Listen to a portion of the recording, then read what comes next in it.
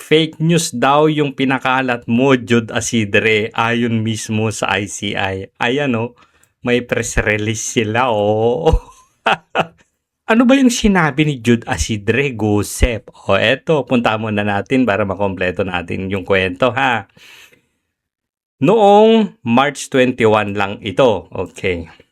At sabi dito, ICI finds Romualdez not liable in flood control mess.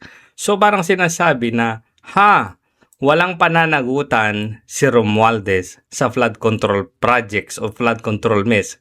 Sabi ni Asidre, ayon daw sa ICI. Basahin natin ng konti ha bago natin puntahan yon. The Independent Commission for Infrastructures found no liability. Well, walang pananagutan on the part of House Speaker Romualdez over flood control anomalies. Tingog Party List Representative Jude Asidre maintained yesterday as he debunked accusations made by Nabotas Representatives Toby Chanco. The ICI referral itself, yung ICI daw, signed by retired Supreme Court Justice Andres Reyes, explicitly states, yung chairman ng ICI daw, this referral is issued without any findings or conclusion of guilt or liability on the part of former Speaker Martin Romualdez, Asidre said in a statement. That is not interpretation. That is the Commission's own language. So parang pinapalabas niya dito na yung ICI daw mismo galing sa bunganga o yung pananalita na ginamit ng ICI ay wala daw findings o conclusion of guilt or liability si Martin Romualdez. Ito ang nakapagtataka. It was unclear how Asidre got hold of ICI report. So yung ICI report ibinigay sa ombudsman. Paano nagkaroon si Asidre? Ngayon puntahan na natin ha. Puntahan na natin itong pande-debunk ng ICI sa fake news ni Asidre. English kasi to. So ako hindi ko talaga masyadong maintindihan. Bobo ako sa English eh. So pinatranslate natin kay ChatGPT. So basahin natin. Ito daw yung salin sa Tagalog. Republika ng Pilipinas, Independent Commission for Infrastructure, Lungsod ng Taguig.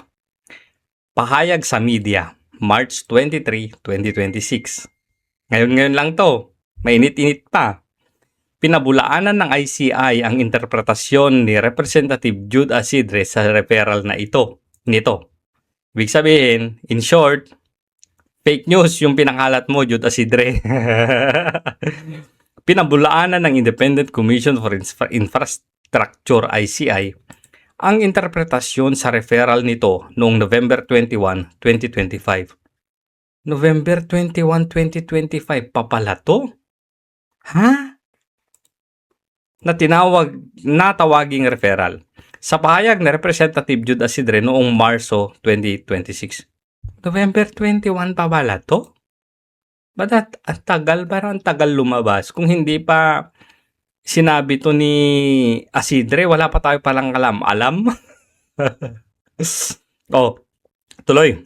Ang mismong referral ng ICI na nilagdaan ng retiradong mahistrado ng Korte Suprema na si Andres Reyes ay malinaw na nagsasaad. Ang referral na ito ay hindi inilabas nang walang anumang natuklasan o konklusyon sa pagkakasala o pananagutan sa panig ng dating speaker na si Martin Romualdez. Hindi ito interpretasyon. Ito ay mismong wika ng komisyon. Yan yung sinabi ni Asidre. Ano ba daw yung tama? Sabi ng ICI, pinili lamang ni Representative Asidre ang ilang bahagi ng referral at inilahad ang siping ito ng walang kabuoang konteksto. So edi magpaliwanag ngayon kayo, di ba? Ipinasa ng ICI sa Office of the Ombudsman ang referral para sa karagdagang investigasyon kay dating Speaker Martin Romualdez. So kung sinasabi mo, Jude Asidre, na hindi liable si Martin Romualdez sa flood control anomalies, na sabi mo na galing sa ICI, ay hindi pala. Dahil ang sabi pala sa referral ay karagdagang imbestigahan si Martin Romualdez. So paano mo sinasabing hindi siya liable o walang pananagutan? Fake news ka! Kasama ang kompletong talaan ng ebidensyang nakalap sa kanilang investigasyon. Uy, November 21 pa pala. May nagsubmit na ng referral ang ICI para dagdagan ng investigasyon kay Martin Romualdez. Ginawa kaya ng ombudsman. May mga nakalap daw silang ebidensya sa kanilang investigasyon. Kabilang dito ang sinumpaang salaysay ni sinumiti ni Representative Romualdez, pati na rin ang transcript at recording ng kanyang pagharap sa komisyon noong October 14, 2025. Maganda sanang makita yung sinumpaang salaysay ni Martin Romualdez at yung recording ng kanyang pagtetestify. Bakit nyo sinisikreto yan? Hindi ba dapat karapatan ng taong bayan na malaman yan? Ayon sa malinaw na nakasaad sa referral. Eto daw yung malinaw, Asidre ha, hindi yung fake news mo. Ang referral na ito ay inilabas ng walang anumang natuklasan o konklusyon ng pagkakasala sa pananagutan sa panig ng dating Speaker Romualdez. Kung babasahin mo nga naman talaga, parang inaabsuelto nila si Martin Romualdez. Gayunpaman daw, malinaw ring ipinaliwanag sa referral ang layunin ng pagpapasa nito. Binibigyan din ng komisyon na ang pagre-refer ng usaping ito sa yugtong ito ay upang bigyan daan ang kagalang-galang na Office of the Ombudsman na agad magsagawa nito ng sarili nitong fact-finding inquiry. So, pinasa ng ICI sa Ombudsman yung mga nakolekta nilang mga ebidensya. At binigyan din daw na yung ombudsman sana ay magsagawa kaagad ng sarili nitong pag-iimbestiga.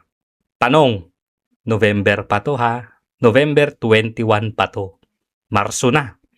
Gumawa ba ng fact-finding inquiry si Boying Remulla o hindi?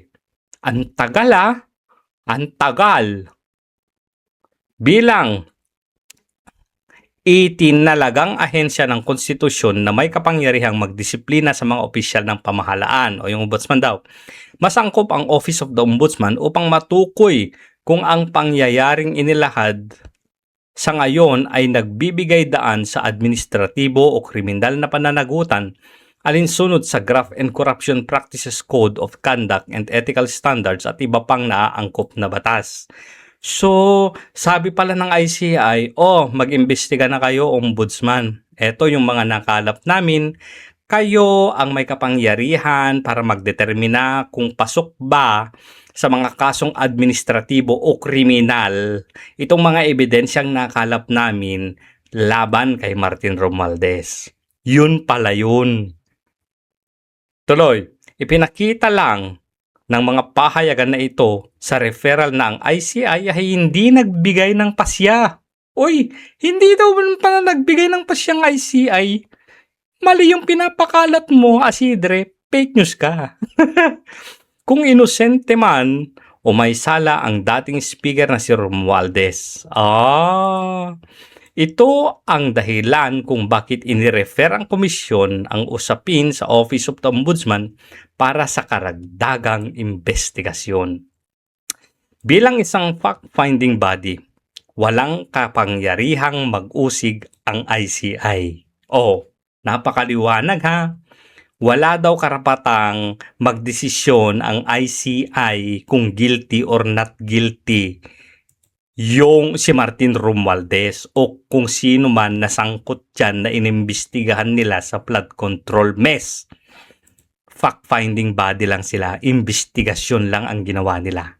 Wala silang karapatan na sa pag-uusig. Ayon sa Executive Order Number 94, ang mandatong ito ay magrekomenda lang. Magrekomenda ng pagsasampa ng angkop na kasong kriminal, sibil o administratibo sa tamang ahensya na may kapangyarihang magdisiplina at pag-uusig. Muling iginiit ng ICI na ang lahat ng kanilang mga referral at aksyon ay nakabatay sa masusi at maingat na pagsusuri ng beripikadong impormasyon.